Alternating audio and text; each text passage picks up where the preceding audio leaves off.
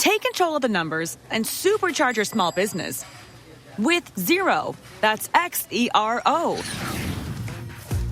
With our easy-to-use accounting software with automation and reporting features, you'll spend less time on manual tasks and more time understanding how your business is doing.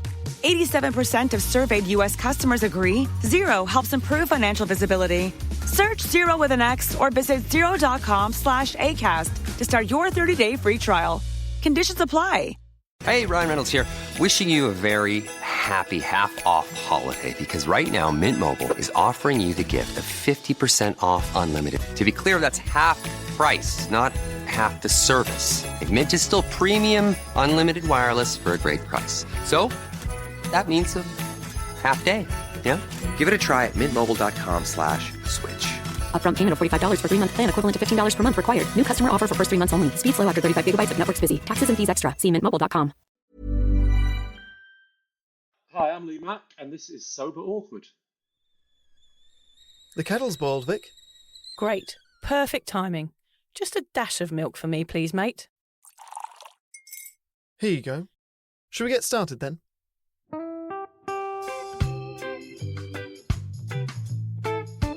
Have you ever woken up on a Sunday morning and said, I'm never drinking again, and then found yourself waving $50 at a barman by happy hour? Are you wondering why everyone else can stop at 1 while you head to a dodgy after-party with a weird bloke called Disco Dave? If so, it might be time to take a deeper look at your relationship with your reliable social crutch, alcohol. On each episode, we'll investigate our own dysfunctional dealings with booze and find out if it's possible to stop this deeply ingrained habit before things get too messy. Yep, we're going to open up a shame shed of humiliating drinking stories to help you understand why waking up from a booze coma each weekend with a kebab sticking out of your top pocket might actually be negatively impacting your health. Hamish and I are here to delve into what it's like being sober, an unwanted warts and all look into why giving up those cheeky pints or putting down those mummy wines will make you feel happier, help your anxiety and mental health, and turn you into the most sparkly, authentic version of you. Won't that mean I become boring though, Vic? Well, Hamish, we'll just have to wait and see. I'm Victoria Vanstone. I'm Hamish Adams-Cairns. And this is Sober Awkward.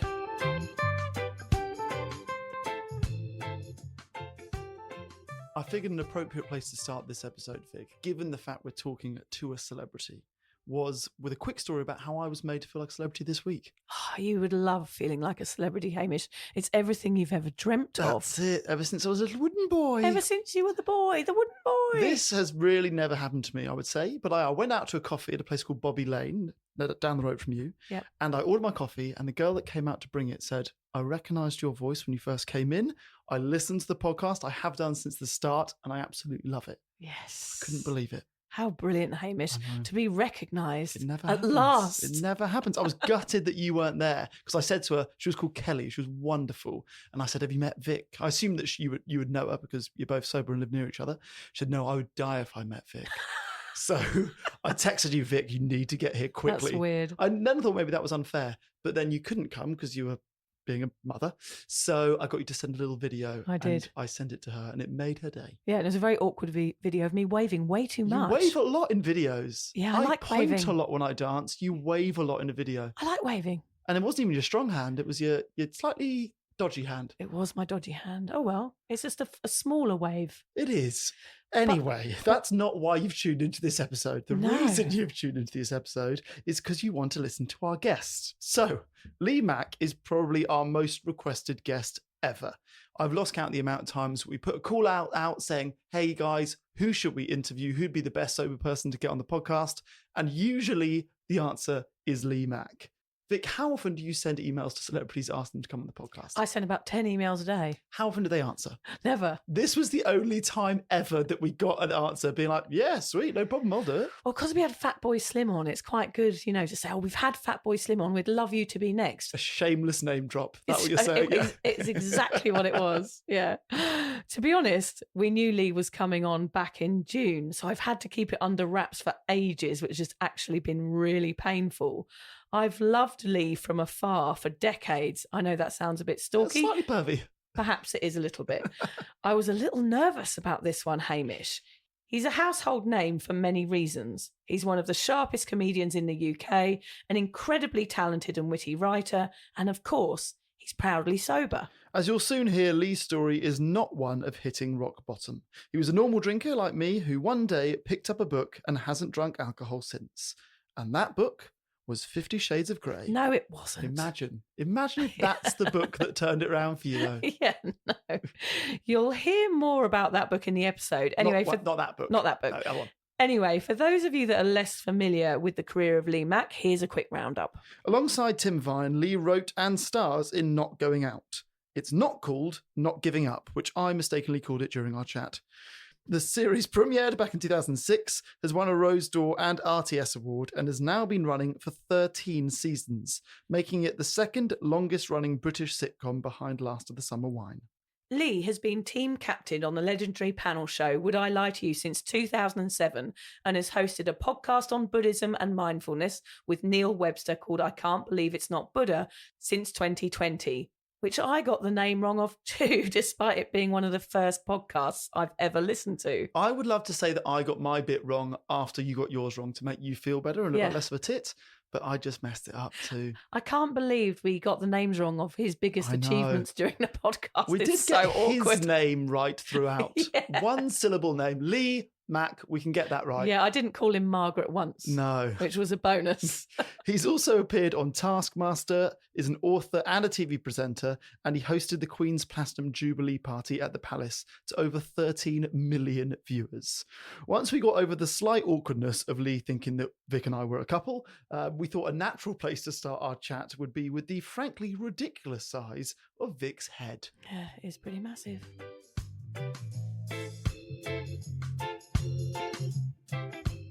I wanted to be a jockey at one point too, but they didn't have a hat big enough to fit my massive head. That was it. End of your career. End of my career. Because I suffer from this as well. Do you know what hat size you are? Well, they're always Yes. 57. 57 doesn't fit me. They're always the same size. And I'm like, why don't you have... Not everybody's head is 57. Have you got any 59s? Perhaps a 60. They shake their head at me and send me out the door. And then I got whipped by the horse that I tried to ride, and I had to watch all my friends go around in the arena, and I had to sit on my own and watch everybody. It was very traumatic. That's a really traumatic story. I feel your pain. 62, in case you're interested, that's me. 62? I'm definitely in the 60s, because whenever I look for hats, they're the same thing. I go to a shop, and I know, as soon as I look, I go, yeah, they're not going to fit. You got anything in the 60s? No. Yeah. Or I can't remember what I am, but I know it's a 60-something or a 60. I'm with you. And when I find a shop that has them, and there is one in London, I'm like supermarket sweep. I just go crazy and fill up. An expensive milliner. That's what we have to go to for people with giant heads. I'm trying to work out, if I look at you now on screen, I'm trying to work out, are you leaning forward or is your head that big? Oh, I see. Right, that's good. Yeah. It does look massive because you're leaning in. That's true. I've got a pea head. I'm just floating behind her, this tiny little head. Hamish just have a really, really small head. It's like a pin. Yeah, you look like the cushion and he looks like the pin. We'll get back to drinking. We'll get back to that. But I know you've always said you weren't ever a problem drinker, right? You sort of gave up just for health reasons rather than reaching that rock bottom. But researching your story and your upbringing, your childhood, a lot of the things that you've mentioned are like similar to ours with regards to it would drive you to drink. Your parents ran pubs. You mentioned that you've had deaths in the family from alcohol. You moved 16 times before you were 18. So you're constantly changing schools, having to make friends. The way that Vic made friends at school was drink. The way I made friends at school was be the class clown. I imagine you maybe did both. How do those early years of yours influence your drinking? The main one, obviously, is the pub. We grew up in pubs from about the age of, I don't know, I was probably about 6 or 7 until about the age of 12. So quite formative years in terms of, I don't remember much before the age of 6. So everything before teen years was alcohol, in terms of we lived in the pub. So, and this was in the 70s and early 80s. And so back in the day, there was a legal requirement to close the pub at, I think it was between the hours of 3 and 5, which sounds quite bizarre now, this idea that we go, it's very important that we close the pub between 2 hours, because I've always been gobsmacked by the whole hypocrisy of alcohol. This idea that what they're saying is it's not perfect. There's something, it's got to be controlled. I mean, that's straight away. You got to go. Well, you've got to ask yourself about that straight away, because you don't do that with other things, do you? You don't go, you can have broccoli whenever you want, but you're not between the hours of 3 and 5. We don't want to push it, can you? So the pubs used to close. And what that meant was a lot of the pubs had lock-ins. So my parents, like a lot of pubs in the 70s and 80s, would let the regulars stay. And then you shut the curtains and the shutters or whatever and make sure no one can see in. And then you carry on boozing. Now, I think that, again, I think the rule are if you're giving them drinks, it's not a crime. But if they're paying for drinks, then obviously it becomes illegal. Suffice to say, a lot of pubs just kept open all the time. And of course, that didn't stop at 11 o'clock when the pubs had to legally close. It carry on till 2 in the morning as well. So it was a real big boozy culture, which I grew up in. And I was in the pub all the time. I was playing pool and darts and getting to know the locals. I didn't drink, obviously I was a child, but I was surrounded by it. In a lot of ways, I saw the positives and the negatives. Although I'm very careful to use those words.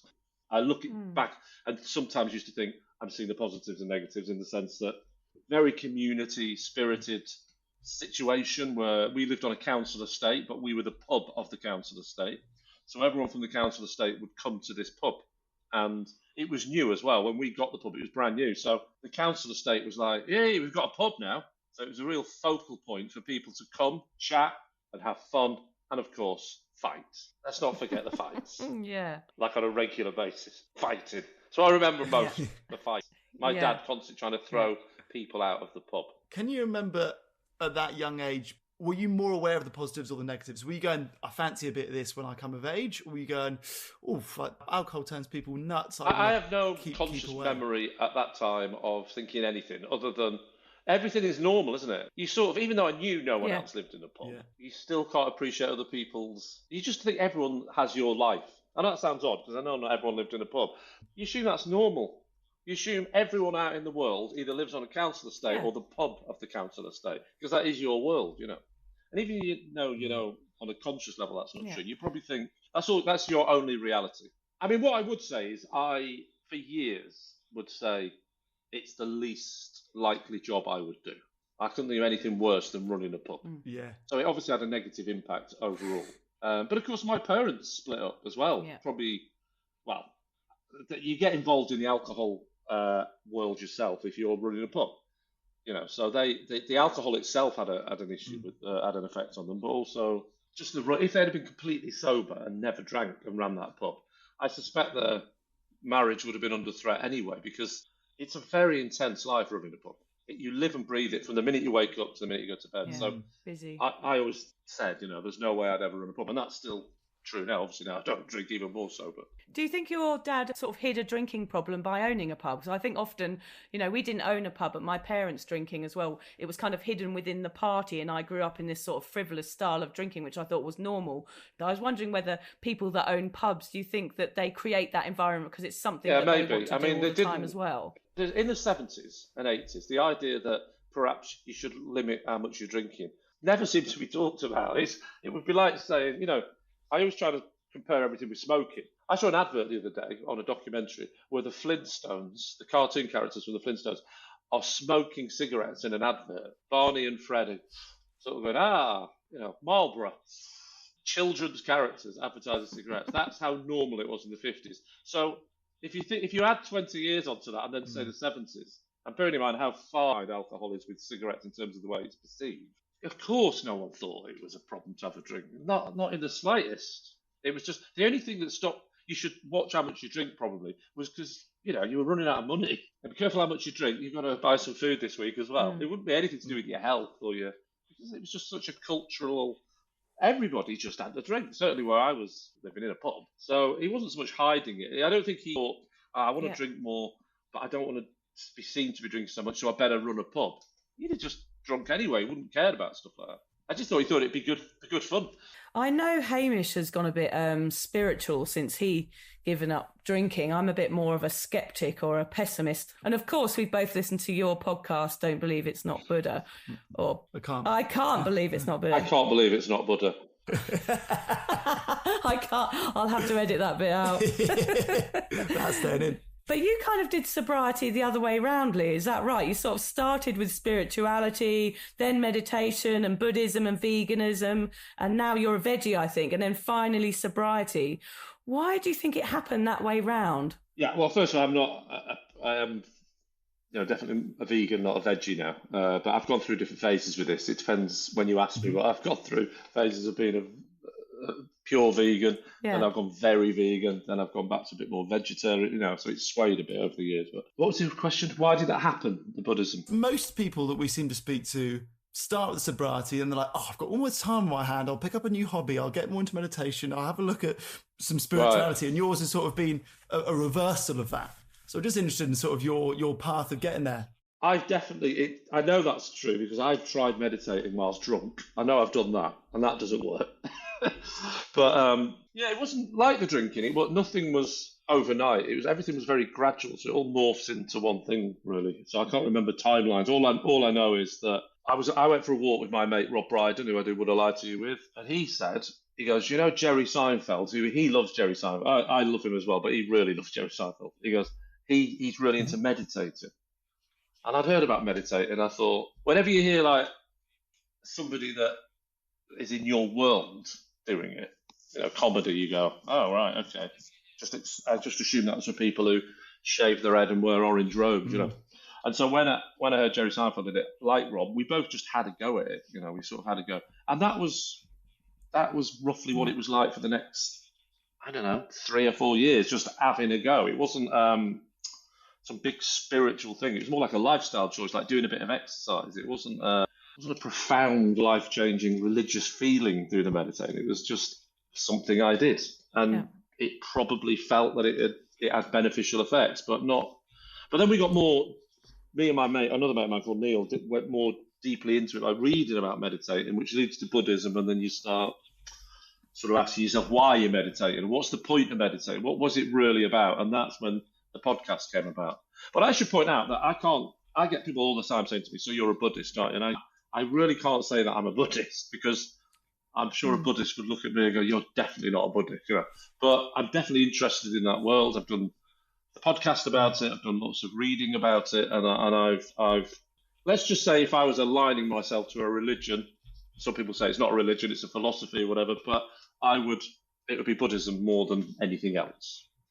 Is that vague enough for you? Yeah, that's good. So what I wanted to ask was, doing the spirituality, doing the meditation, then Alan Carr's book comes into your life, which is, you've described as sort of the thing that changed it all. Who recommended it, or how did you come across it? I came across the Alan Carr book, and again, for people listening, we're not talking about the comedian Carr. I should always make that very clear with this conversation. It's very confusing for some people. Yeah. Likewise, if the person who's telling you to stop smoking does a tight 1.5 hour set on tour, I wouldn't bother going to see that. Mainly because they're no longer with us. But yeah, so I first came across the Alan Carr because my wife used to smoke, and we were going to try for kids, and that seemed like a good time for her to say, right, I don't want to smoke anymore if we were going to have kids. And I thought she's what you would call a fairly committed smoker. She really went for it, and so I didn't hold out much hope that she was going to stop. And then there was these things, she heard about these things called Alan Carr clinics, where you go and you have a session with them, just one session, 1 hour, and you walk away and you don't smoke again. And if you do smoke again, you can go back and either get your money back or carry on going to the thing until it works. And they claim that the hit rate was, I can't remember what it was, but let's say they said it was 80, 90%. It was high. I thought, that's a bold claim for a 1 hour session, or whatever it was, 2 hour session. And she never smoked again. And it worked. And then there's a book that comes with it, or I think the book actually came first. And then I just heard or saw it on a shelf once years later, there was one about alcohol. And the interesting thing is, for the smoking one, it's called something like Alan Carr's How to Quit Smoking or Stop Smoking or whatever. The alcohol one is called How to Control Alcohol. And as you're reading the book, you get about halfway through, and there doesn't seem to be anything about cutting down or whatever. It's just about stopping completely. And that's when he adds halfway through the book. He says, well, at this point, you've probably realised it's not about controlling, it's about stopping. and he basically says, I can't sell a book called Stop Drinking because nobody wants to stop drinking. Everyone wants to stop smoking. Nobody wants to stop drinking. It's the general rule of thumb. So you call a book Stop Drinking, no one's going to buy it. You buy a book called Stop Smoking, everyone will buy it. Of course, so it's a sort of con. He cons you into buying it, and halfway you go, no, the only way is to stop. If you want to control it, the way you control it is by stopping it. Because his theory is based on the idea that you're never in control in the first place. As soon as you have a drink, you have no control over it. That's the basic theory to this. This is why, and again, I'm quoting from the books. I'm not saying this is necessarily what I think, but I do think it. I'm just trying to, push it on someone else in case anyone disagrees with me. Is that once you have the drink, the first drink, that how much you then drink is sort of beyond your control. Because that's not how addiction works. And again, you then get into a problematic area where people go, yeah, but I'm not addicted to it, so that doesn't bother me. Whereas perhaps Alan Carr's book would argue you are addicted to it. This is what I find fascinating, the idea that if you ask people why they drink, they will give you so many reasons. The list is huge. It'll be because I love it, or I really like it is number one, which isn't really answering the question, is it? Why do you do it? Because I really like it. Well, yeah, but why do you really like it? What do you get from it? And then you'll get all sorts of things. I to be social, or I suffer from stress. There's a million reasons why people will say that they drink. But the one thing that you will hardly ever hear is because I'm addicted to it. That's an answer that is very. You just ask people and see what they say. In fact, don't ask people because it just causes arguments. Just get on with your life and ignore it. It's an uncomfortable conversation, isn't it? Oh, it is. What did your drinking look like the day you picked up that book then? I would say that I'm reluctant to say these words because I think so differently about it since reading the book. But by society's standards, I would be what we classed as a normal drinker, I think. So if I'm guessing that if the average person who drinks saw what I was drinking at that time, they go, yeah, that's sort of what I'm like. It's very hard to say, isn't it? Because the obvious question is, well, how much did you drink? Well, I can't answer that because what day are we talking about? What week? What month? So especially in my job where there's no consistency, I'm not working 9 to 5. So there'll be one period perhaps where I'm on tour for 3 months. Then there'll be another period where I'm not working at all for 3 months. Then there'll be another period where I'm doing a completely different job. So every situation is different for me to say what was an average. Mm-hmm. But opening a bottle of wine in front of Netflix and realising that I've opened a second one, wasn't unusual. But it's also true that I'm not sitting drinking on my own. I'm drinking with my wife. So just very hard to quantify. And it doesn't really matter, to be honest with you. I don't. For me, it was more about my attitude to whether I was drinking one glass or a million glasses. Were you always looking forward to that sort of end of the day relaxing wine? Because I know it's so interesting that we look forward to that one drink, and it's obviously that one drink that causes the damage. And I was very much like you, and I think even Hamish, who we call the normal drinker, was very much like that. We kind of had this reward at the end of the day. But of course, that was never the reality of it. There was never just one glass of wine. It was the bottle and then the second bottle. Do you think your drinking escalated as you got older? Do you think you became more immune to that one glass and wanted more? It's very hard to say, isn't it? I don't think it did escalate because I'm sure I remember in my early 30s thinking, I think I've just opened a third bottle of wine. And I never remember that later. I think it was more at its peak, perhaps in my early 30s, because I was younger and more able to do that. And also during that period, I was on the circuit, which meant I was working predominantly sort of Thursday night to Sunday, sort of that long weekend feeling. And then you can't drink as much because you're driving home or you're getting back at midnight after having done 3 or 4 gigs. So it meant that I had Monday, Tuesday, Wednesday and Thursday, sometimes Thursday as well. I had 4 days. I had literally nothing. And so it didn't matter if I stayed up till 3 in the morning. So I was happy to open that first glass because knowing that it might lead till 3 in the morning drinking. But again, I'm not saying that was all the time. Because I would always assume it'd be a drink before going on stage, go on stage, and then 1 or 2 after the show to sort of calm back down. But I guess if you're driving yourself, was the nights when you were performing the nights where you definitely were never drinking then? Was it the opposite? It's just hard to do that because first of all, I have been on stage drunk once and I'll never do that again. It's funny, you're mentioning Al Murray there. I went out with Al and the Mighty Boosh in, I think it was the late 90s. at the Edinburgh Festival, and we had an afternoon drinking session. And I was having a particularly bad Edinburgh. I used to share flats with Julian and Noel from the Mighty Boosh, and they were always having a great time. The Edinburgh Festival loved the Boosh, whereas they didn't love me. I mean, eventually we won them round after a couple of years, but on the first couple of visits to Edinburgh, I was living with the successful people, and I was the one that wasn't doing great. And I just had enough. So one day they said, we're going out for a drink. I said, I'll join you. I'm fed up with this bloody festival. Got absolutely blottoed. And then Julian, Noel, and Al came to watch me do a show, my show. And it was just, it was humiliating. It wasn't a particularly great show that year anyway. But add on to that I'm now drunk. It was like disaster. How was that hangover? Yeah, pretty rotten. I'd sort of given up that festival anyway, but yeah, it was pretty rough. And also I noticed when I started doing it, how much free booze is knocking about. The amount of times you go to a gig and they say, there's often vouchers and stuff. You get 3 vouchers for the bar, or you get drinks in the dressing room. Suddenly, everything became free as part of the job, and so and it's the same in telly. You go to a green room after a show. There's free booze everywhere, and it's just. I'm always fascinated. I always try and associate everything with booze with fags.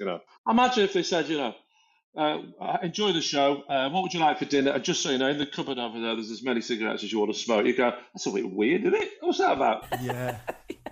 I do the same with drugs. Yeah. I'm like, imagine alcohol's a drug. And they're like, go backstage and there's heaps of heroin, like we've got free heroin, we've got whatever you like. I'm like, alcohol is a drug, really. Like it's a potent thing that is normalised to hand out for free to anyone you want. It's not a question of alcohol is a drug, really. Alcohol is a drug, full stop, and that's it. And it's just, but so's caffeine. Everything's got an addictive quality to it. That it's not the only recreational drug that's legal and addictive, but it definitely has different rules. I mean, alcohol is a weird one when it comes to the social rules around it, the social norms around it. I guess we don't run down the high street with a traffic cone on our head in our underwear when we drink coffee. Although Hamish probably I does, don't know. I don't know. Maybe not the first coffee, but the second one. The second one. Oh, many ones after 2. But it's interesting. In answer to your question, do I enjoy looking forward to that drink at the end of the day? Yeah. That's one of the things that probably, if I had to pick one bit that made me go, I'm going to try and focus on that if I want to stop drinking, it was that subject. Because actually, what I soon realised was, from reading about it, was that it takes quite a while for the alcohol to get into your bloodstream. Yeah. I don't know what it is exactly, but let's say it's 20 minutes, 5 minutes. Yeah. And if someone said, what's the best drink? You go, you've worked all day, Friday night, 6 o'clock. The amount of times I remember sitting in the sun after, say, a day's writing. And there was this particular pub I used to go to, and I'd sit in the sun and I'd get a pint of lager and I'd do that and I'd go, it's that feeling of, oh my God, that's instant. That is just perfect. That's worked instantly. But it doesn't actually make sense because it takes 20 minutes for it to get into your bloodstream. So that can't be what... It's purely psychological. Absolutely. Yeah. It can't be the drug because it can't get into your bloodstream that quick. So then you start analysing it, don't you? And then you think, well, if that's not what's causing it, what is causing it? And then there's a lot of people that believe that it's other things. Like, for example, it's the first time you've sat down all day. It's the first time you've had an ice cold drink all day. It's the first time you've been with your mates all day. There's so many other things that are happening in that moment. But because the way addiction works is that you assume that it's because of the drug alcohol, that you then go, it must be that's doing it. Because that's the power of drugs, in the same way as that people go, I smoke to be social. People used to say that's a perfectly valid argument. People believe them. Why do you smoke? Because it makes me social, more sociable. Now, we look back now, because we've changed our attitude towards cigarette, we just go, it's fucking nonsense, isn't it? It's mental, isn't it? To go, sorry, I'm allowed to swear on your podcast. Yeah. That is absolute nonsense. Because people now accept it. People go, why did you smoke? I smoked because I was addicted to it. I'd rather stop. That's pretty much what everyone says now that smokes, don't they? But we still haven't got there with booze. We still go, oh no, there's other reasons I do it. It immediately makes me relax, you know. I think we forget sometimes that, you know, I always thought that going out was about drinking, and something I've had to learn in sobriety is to enjoy the simple things, which is the environment that I'm in and the friends that I'm with, and the nice simple things that are surrounding me are actually what makes me happy. And I feel like, God, I wasted 25 years downing pints to make me happy. Whereas in fact, now I realise that wasn't what was making me happy. It was the people I was with and the music that was on and all the things that I can still get satisfaction from now. Yeah, I mean, I think the two things that I think I've just explained, I said, all right, well, I'll do a deal with myself, which is when I go to the pub, if it is because it's the first time I've had a nice cold drink or with my mates or whatever, if that is the real reason, simple solution, isn't there? I'll try it. What I'll do is I'll go, and the deal I'll have with myself is that the first drink is a pint of ice cold blackcurrant and soda or whatever, and then after that I'll do what I want. That was my deal with myself. So I did, and what I found quite fascinating was that once you still get that moment of going, because you're with your mates and you've relaxed and you've got an ice cold drink, and once that drink, I'm not saying I didn't drink, but I'll tell you what, the different attitude I had towards that first pint I then had did massively change, because then you go, it didn't quite have the same effect. It didn't quite have that moment of, now everything's all right feeling, because I'd already had that from a pint of blackcurrant juice. So it's like, that's all I would say is if anyone's thinking of packing it in for a while or trying it, just start by doing that. Just go out and have a pint of anything other than booze to start the night, and then I'll drink as much as I want after that. And just see the difference in that first drink. Lee, you said this exact description of that first drink and it taking 15 minutes on a podcast that I heard a year or two before I gave up. And I've never forgotten it. I was always like, that story and the way that you've just described it always rung true with me. And I was a normal drinker like you. And I've got no doubt that the way that you describe it will land with other people who are on the fence, whether or not to give up or not, because it's so true. You can't argue with it. Everyone knows that feeling. Everyone knows that, end of a Friday feeling. But also, it's also a very easy thing. I mean, especially in the modern age of really good non-alcoholic beers. You know, I was having to do a pint of blackcurrant because there wasn't anything else. There really wasn't much. It's literally in the last 3 or 4 years, it feels like that some really good products have come out that are way beyond anything that's been in the past in terms of quality. I had my first pint of draft lager in a pub the other day, of non-alcoholic lager, which I drink Lucky Saint, which I think a lot of people drink. And Lucky Saint, actually, it's an interesting one, Lucky Saint, because it isn't actually zero alcohol. It is negligible. So, you know, there's another debate. But I know that, I know why I'm drinking it, if that makes sense. I don't. If they said tomorrow it's zero alcohol, which I've drunk a lot of. I think it's the same as a banana, isn't it? It's the same That's as what we're told. It's the same as 0.05 is the same as a banana. Right. Well, that's good. I might try. I might try that if I ever get done for drinking and driving. I might just say, you know, no, I've eaten 47 bananas. That's all I've done wrong. Lee, to touch on the stand-up for a second, it's always struck me that, you know, stand-up is unusual in that you are performing often to a room full of drunk people. But the writing process is very much, you know, often solo, at home, very much sober. How did you find going sober affected the sort of performance aspect of your career? Now, how different was it performing with alcohol was no part of your career? The performance side is absolutely fine, because I was one of these people that just learned very early on. If I've had a drink before I go on stage, I'm just not as good. Now, some people might not be the case with some people. Some people might think they're absolutely brilliant, or they might. I don't know. I don't know what the relationship is with on stage. But I learned very early on, I'm just not as good if I've had a drink, because everything's just a bit more numbed, isn't it? So you're not as sharp, you're not responding to hecklers as quickly. Certainly the writing, forget it. I mean, if I've tried writing with a glass of wine or a bottle of wine, and it just isn't as good. Of course it isn't as good if you think about it. What it does is it numbs you a bit. So if you're numbed a bit, then of course that's not conducive for being on the ball and working, is it? I mean, that's just common sense, really. I don't know many jobs where you go, the boss has come round and gone, he said, you're doing a great job, guys, but I really need to insist that you just drink a little bit more during working hours, because I want productivity to go up. You know, you certainly don't get it at hospitals or you know, in Silicon Valley, do you? No. Those little tiny microchips you're doing. I just need you to be a bit more pissed when you're trying to solder them on. They probably don't solder them on. I don't know. Not my... They're probably all wasted in Silicon Valley. Yeah, probably. Did you find that that clarity of mind of never being hungover, of never having alcohol in your system, that your productivity increased, or that your writing style changed, that you know that you effectively got better at the writing aspect of your job? Yeah, possibly. I mean, the number one question you get asked is, when you stop drinking, do you feel better? That's a question you always get. And I always say this thing, which is, it's off as a joke, but there's a bit of truth in it. I always go, nah, not really. And the reason I say that is because I do actually feel a bit better, I think, but I'm trying to make the point that we put so much onto alcohol, positive and negative, that we think it's everything. So I always use the example of hangovers. So when you're drinking, you get a hangover the next day. Now, obviously, people assume that you don't have hangovers anymore because you don't drink. But we put so much onto the booze that we go, oh, I had the best time ever last night because I was drunk. Brilliant, best night ever, blah, blah, blah, because I was pissed, right? You wake up the next day, oh, I feel terrible. Why? Oh, because I was pissed. It's always about the alcohol, whether it's brilliant or negative.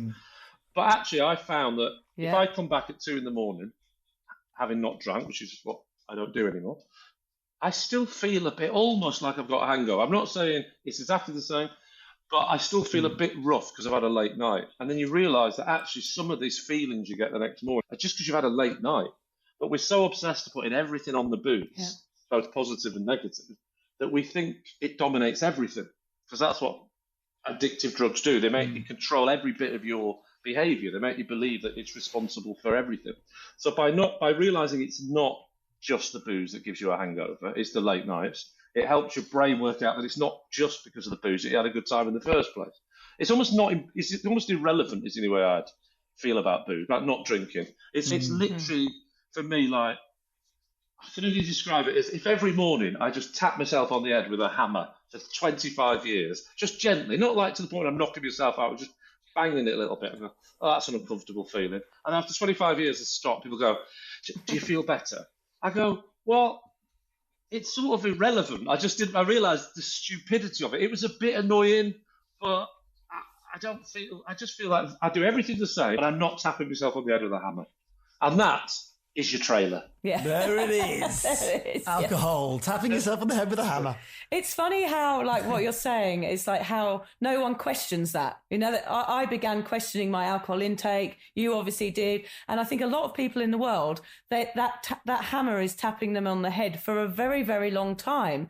And it's such a shame that people just don't go, "Why am I doing this?" You know, I guess that's what this podcast is about: is to say, like, maybe question you tapping yourself on the hammer for 25 years. Well, I think I didn't.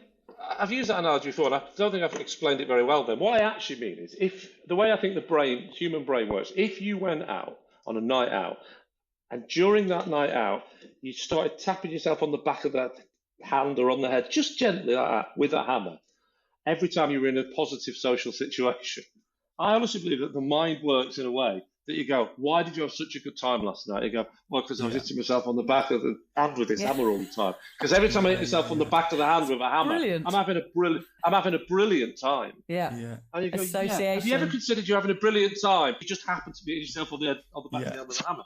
And that's sort of what I mean. I got mixed up with your own analogy there. It's not just a question of hitting yourself on the head of the hammer. It's hitting yourself on the head of the hammer whilst you're in a brilliant environment.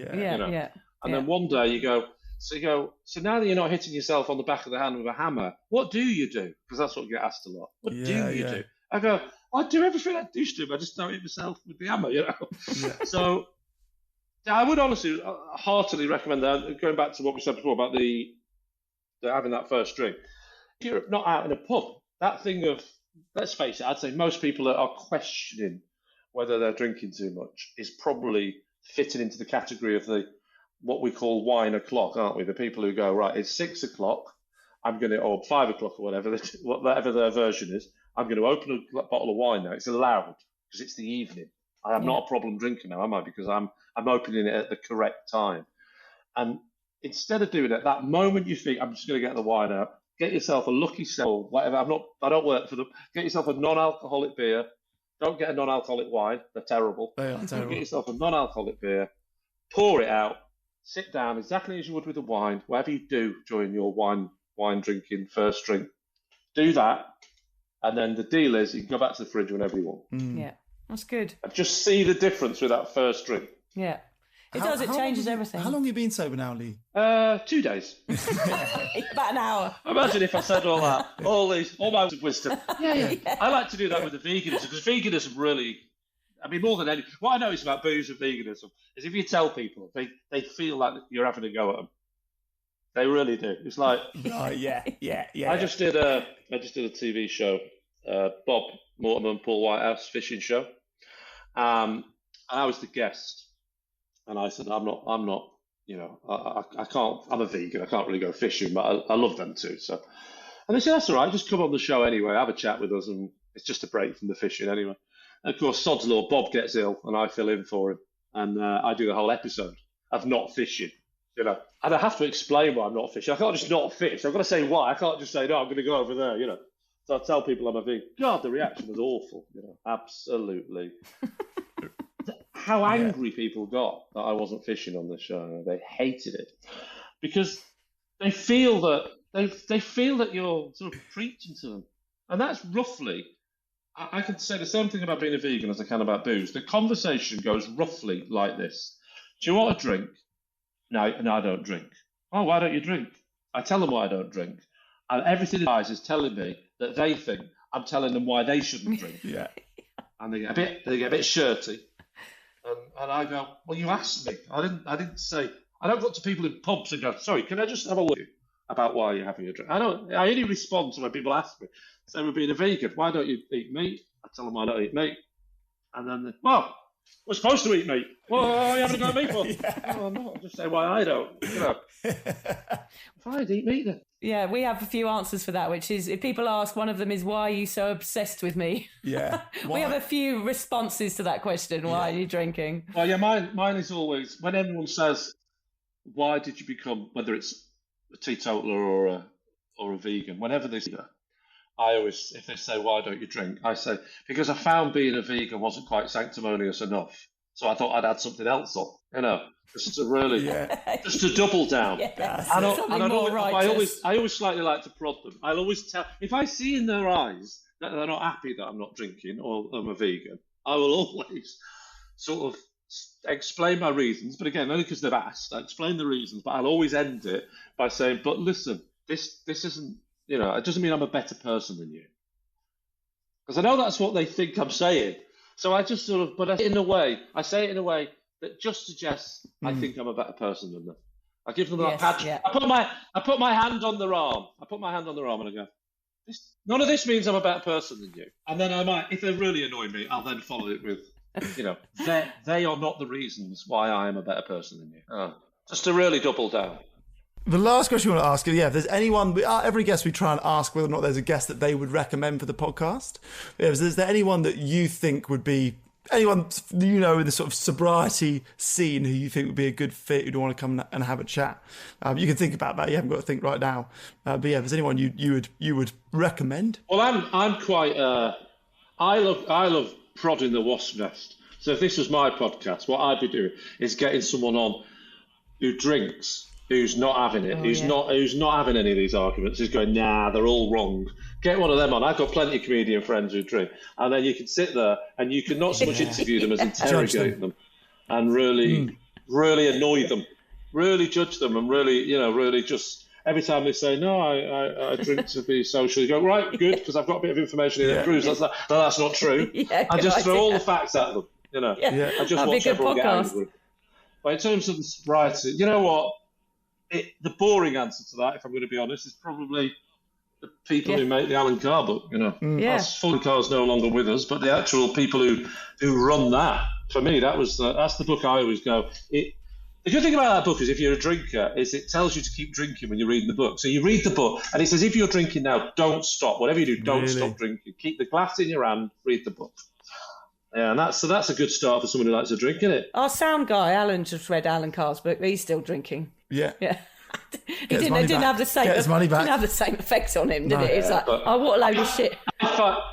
I find that people who work in sound engineering, he's probably looked for the pictures and not read any of it. Yeah. I totally agree. I don't think he can read. Or he's reading it very slowly because it says he can still drink. He's just doing word by word over 2-3 years. Absolutely. Yeah. There is an audiobook version Okay, well, we might have to hand that. I'd plug it into him, I think. That's it. Play it over the night. And there's nothing more gets an atmosphere going than, hey guys, you're all in the car, we're on a long journey. Let's forget the Queen's Greatest Hits album. Let's play How to Control Alcohol. Yay! You know what I mean? Yeah. I find that stops people drinking because they no longer want to go away for weekends. That's it. Yeah. That's it. Don't want to get in the car with you. So true. I've realised that it's not so much that people want to stop drinking when I speak to them. They want to stop drinking it with me. Yeah. It's amazing. The attitude is incredible, isn't it? I slightly love it, if I'm going to be honest. I half and half love it. My favourite one, though, is definitely when people say, do you want to drink? And I go, no, you're right. And then at some point they realise I keep saying no. So they go, do you not drink then? And I go, no, I don't. And you realise at that point there's two reactions. One is to just go, normal conversation, why did you stop? And the other one, which is my favourite, is that slight glazed over look of, right, I don't know what to say now because I don't know what we're dealing with here. Are we dealing with somebody who was, lost 3 marriages, was waking up in a skit and lost his house, so I don't want to ask? Or are we talking about someone that realised they weren't following the last 20 minutes of that Netflix documentary because they perhaps had one extra glass of wine? So they want to know, but they're trying to gauge it. They sort of go, right. And they look quite horrified. And I start to enjoy that now by also, I don't help. I just keep the pause going. I thought I'm insane. Yeah, we do crazy eyes. I think that is my favourite thing about being sober is to watch people panic when you go, I am sober. And they go, me, I should do that. Yeah, you're right. I don't drink that much. I don't drink that much. What you said there, because without even realising you said it, you went, I don't drink. And they go, yeah, you're right. As if somehow you've just told them what they should be doing. Yeah. It's the only thing you put in your mouth and eat or drink that if you stop doing it, people, you think about anything else. What do you want cauliflower? I don't like cauliflower. They don't go, yeah, you're right. I should stop eating cauliflower. They just go, let's leave it at that, shall we? Oh, God, we could talk to you forever, Lee. You're pretty much on the same page with us, I think, as on the booze front. It is quite frustrating sometimes. It is quite a frustrating thing to sort of be trying to talk against because the whole of the culture is against us. So yeah, it's hard. But you can't. I mean, it's definitely been a shift, but you can't. I learned that very early on. And again, I would, if you haven't read it, I would read the Alan Carr book because the number one, well, not the number one, but one of the things he says is don't try and tell others why you are completely wasting your time. Just don't bother. All you can do is just gently push people that want to be. If they say, "Oh, I'm thinking of maybe." Whatever, cutting down on the booze, then I will sometimes say, well, this is a book that I thought was very good. As opposed to when I first stopped drinking, I think I was going door to door, just literally going, hello, do you drink? Well, you shouldn't. Read that, you idiot. Yeah.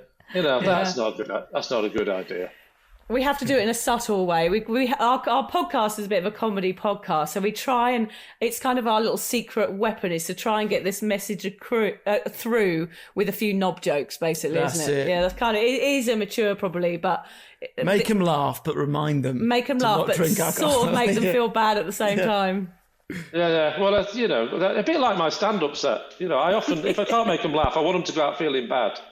So if I fail in my jokes, that it's worked because they've gone away feeling awful. You know what I mean? Yeah. At least they feel something, whether it's hatred or happiness. Another one to say is just a little tip. If anyone says to you at a party, I don't drink, and you must have had this phrase. So what do you do? That's a common phrase, isn't it? So what do you do? Yeah. I've started saying juggling, but really straight. I don't try and make a joke of it. I go juggling. I go, I just find that I juggle now. So on a Friday night when I finish work, I do a bit of juggling. And when I'm with my friends in a social situation, keeps my hands busy. It's entertaining, and I just really feel that it's a way to chill out, And that's good. And then they go, why aren't you juggling tonight? I go, I'm having a night off. I'm going for it tonight. I'm drinking. If I'm sad, if I'm grieving, or if I'm stressed, I just juggle. Juggle at a funeral helps me get through it. Yeah. It's my ADHD. I just juggle. I can't help it. 43% of us. It'd be good if people. I'm convinced that the human mind can get addicted to anything. So if you I reckon you could get addicted to juggling because it would be great to just see a widow at a funeral having a little juggle outside, going, I just need it to get through the next few hours. It'd be a good sketch. Everybody at the wake. Yeah, Someone's got some shocking news. Right, sit down. I've got something shocking. Go and get a juggling balls. yeah. Have a little go on these, love. I've got some terrible news for you. Yeah. But I'm not going to tell you until you start throwing them up in the air. And then if she's new to it, she can only do 2. She can't do 3. So you have to not tell her. Yeah. Go, look, I can't tell you what the new. I thought you could do 3. Go on, let's do 3. Just say a word every time the ball's in the air. Just give one word.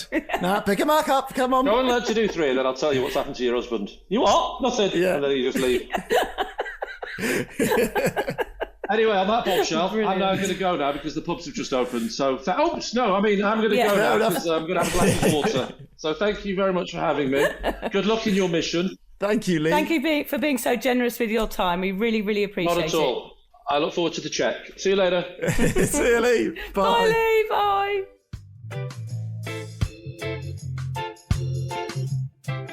So there it is, our chat with Lee Mack, which sounds really surreal to say, actually. I know, it's so exciting. We're so thankful to him. What really stuck with me from that chat, other than the idea of juggling at a funeral instead of turning to booze, was how matter-of-fact he is about going sober. It doesn't have to be a big deal. Like, it's a huge deal to us. You've written a book about it. We do the podcast every week. But for some people, it's just like, yeah, I gave up because it wasn't great and now I don't drink anymore.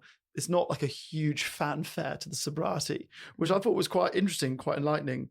I loved his rationalizing of us giving alcohol too much credit, both for the good and the bad stuff in our life. I just think the way that he talks about it all, alongside obviously him being a really funny, witty guy, will really help anyone listening to the podcast who's considering giving up or having a really hard time staying sober. Yep. And I loved it that he mentioned that fact about, that feeling of, when you want that first beer or that first glass of wine, and how it's all psychological. We talk about that a lot on the podcast, and about how the alcohol doesn't hit your system for 20 minutes and how you can still get that feeling from, he had a glass of Ribena, wasn't it, and fizzy water or blackcurrant. I think it was a cherry something. Yeah, something. It was blackcurrant or cherry or something that still gave him that feeling. And that test that he gave people, I thought that was a brilliant bit of advice. Yeah, it's a good challenge for anyone. It's a really good about challenge if you're thinking about it. Yeah, just try it. Just try and see if you can get that same reaction from a pint of blackcurrant and fizzy water or something. We really are so grateful to Lee for coming on our little podcast. Anyone that can approach this subject with lightness and humour is always going to be a perfect fit for us. And we hope his story reaches the ears of those that need to hear it. Normally, we would try and promote a book or a tour or something that Lee might have coming up in the next 12 months. But if you live in the UK, he's probably already everywhere on your TV screens and on your podcasts every day, anywhere. He's pretty massive. He doesn't need us to be like, go buy us tickets at leemack.com. Yeah. He's a busy guy. So we're thrilled that he took the time to sit down with us two knobheads for an hour or however long it was. It was surreal, wasn't it? It was surreal. It was very, very exciting. And there was a bit of a time delay on our answers and our laughing, wasn't there, Hamish? Which adds to the awkwardness sometimes, doesn't it? It does. Vic was thrilled that she didn't have to edit this one. I did, because there was time delays. There was bits where his answer came out at the same time as our question. Yeah. There was bits where we laughed and then he cracked the joke. It was a fucking nightmare to edit, to be honest. It was a real labour of love. But also at the beginning, there's always that moment where you can't hear anyone. Yes. And he's like, I can't hear you now. My voice is reverberating back. So it never starts on the good foot. It's always like, oh my God, I can't hear you. I can't hear you. This is all falling apart. And it always starts really stressful. Yes. And when it's a big star like Lee Mack, you feel responsible for it all going horribly wrong.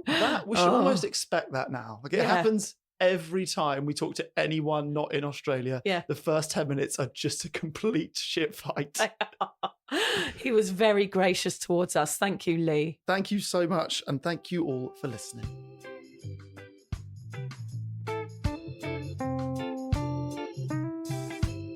If you're questioning your relationship with booze, you're struggling to moderate, or your hangovers are causing anxiety, it might be time to reach out for some support. Yeah, just talk to a mate about how you're feeling, contact a local doctor, find an AA or sobriety group. Vic's got one. Yeah, just head to www.cuppa.community. Remember, if you're questioning yourself, it might be time to seek support. Even though this journey can be awkward, it is definitely worth it. And if you've enjoyed the Sober Awkward podcast, don't forget to review it, rate it, and share it with your mates. They have to share it with their mates? Yeah, of course they do. I'm not doing this for nothing, Hamish. Bloody hell. How do they share it? I don't know, just write it on the...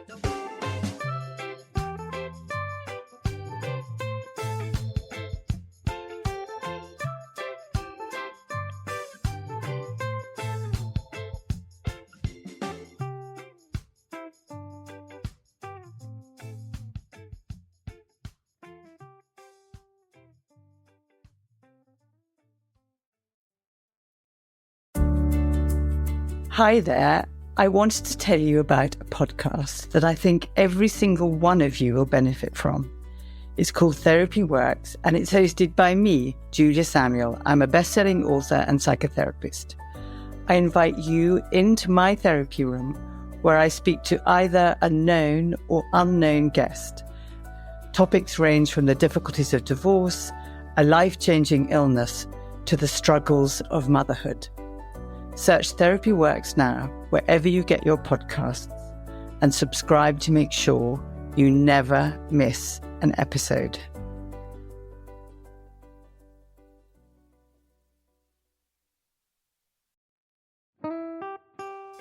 Vic, so do you fancy coming on a sober holiday?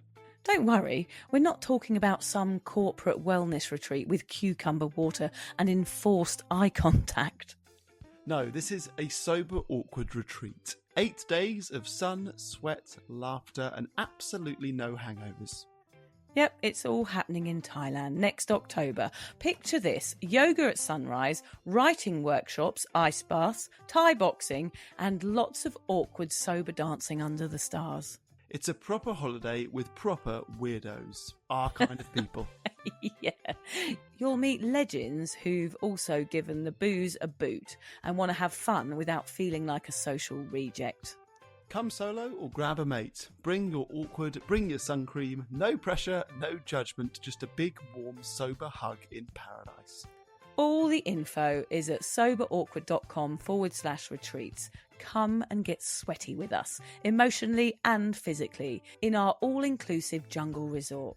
You'll start out as 15 strangers and leave with 15 new sober mates. I'm not sure I want 15 new sober mates, actually, particularly sober ones.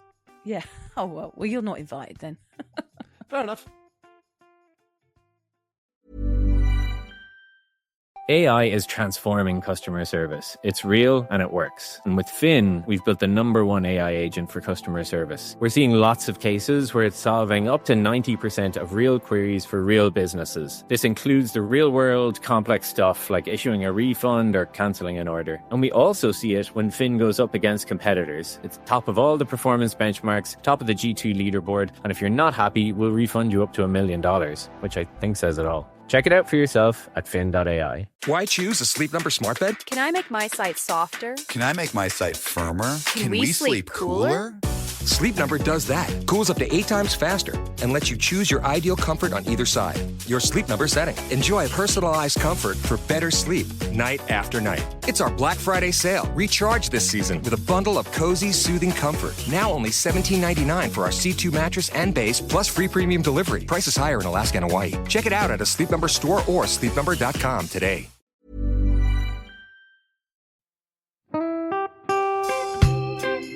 So, as you probably know, my comedy memoir, 1,000 Wasted Sundays, is officially out. All my magnificent fuck-uppery in one awkward hit. If you'd like to get your hands on a copy, it's now available from all good bookstores. We always say all good bookstores, don't we? Yeah. Are there bad bookstores? No, it's probably ones with moody sellers. Oh yeah, really depressed librarian folk. Yes, okay, yeah, good. yeah. So there are probably some, but we're only storing it in the good ones. It's only made it into the goodies. You can also get it from all good online retailers. The print version and ebook are out now, and the audiobook will be available in March. I've been writing my memoir for 5 years. It will make you laugh, cry and cringe, and hopefully inspire a few people to reconsider their relationship with booze. If you love the podcast, then I think you'll love the book, even if I do say so myself. Hamish has read it. What did you think? I feel like I know a little bit too much about you now, to be honest, Vic. Look, I really loved it. It was hilarious and surprisingly moving, but I feel like I've seen you naked in a literary sense. Yeah. Does that make sense? Yeah, that's worrying. Yeah. From an emotional point of view, seriously, it wobbled my teeny weeny wooden heart, Vic. Okay. My teeny little wooden heart. Well, his wooden heart is broken. Anyway, so if you do manage to get your filthy mitts on a copy, please do me a favour and head to goodreads.com and give me a review. Doing that will help me get it out there to those that need a bit of sober support. So there you have it. My story, unwanted warts and all. Come and get awkward with me. Not to be too demanding or anything, but seriously, go and buy it now. Go and buy it. Go and buy it right now. Yeah, don't just tell your friends. Buy it, and then buy your friends one or two. Yeah, don't give them a copy. Buy it. Yeah. And you know what? Don't be careful where you store it. If you lose it, you can always buy another 5. Buy another one. Yeah.